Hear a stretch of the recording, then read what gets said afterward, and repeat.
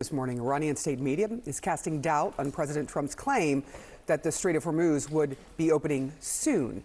Here's what the president said last night. Iran, as an example, will never have a nuclear weapon. They already can't, but it's going to be formal. The strait's going to be open very soon, or they're going to get hit very hard, and then the strait's going to be open.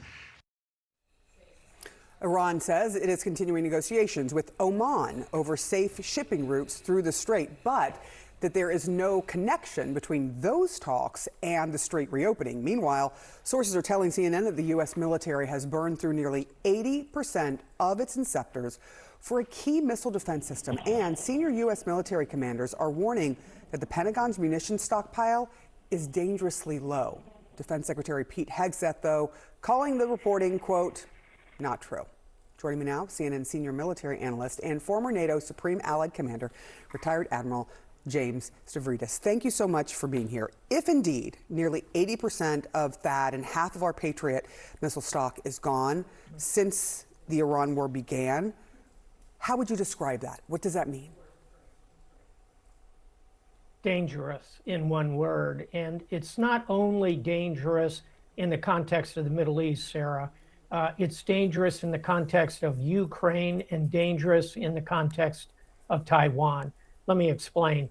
What we're talking about here, and you're showing a picture of some of these ground-to-air defense missiles that go up and shoot down incoming ballistic missiles, drones, cruise missiles even.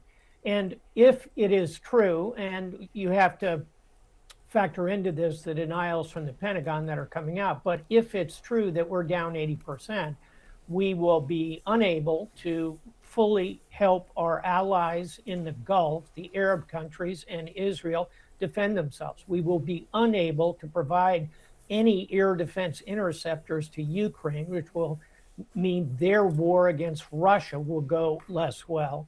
And we will not have interceptors available to deter China. So bottom line, if this is true, these numbers, it's dangerous. And I know the combatant commanders around the world, which I used to be, both in Europe and in Latin America, are very concerned.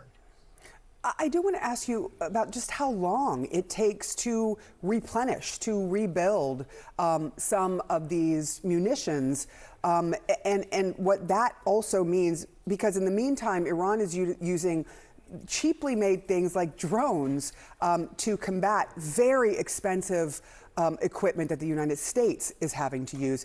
Give us some sense of the timeline of trying to replenish these.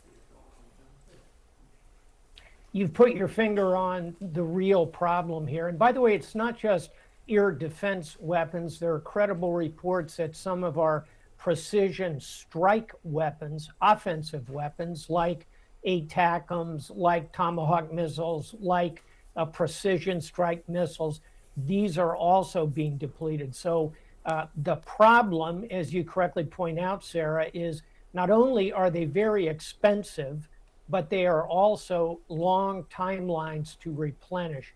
So you're not talking weeks, you're not talking months, you're talking years to rebuild these inventories.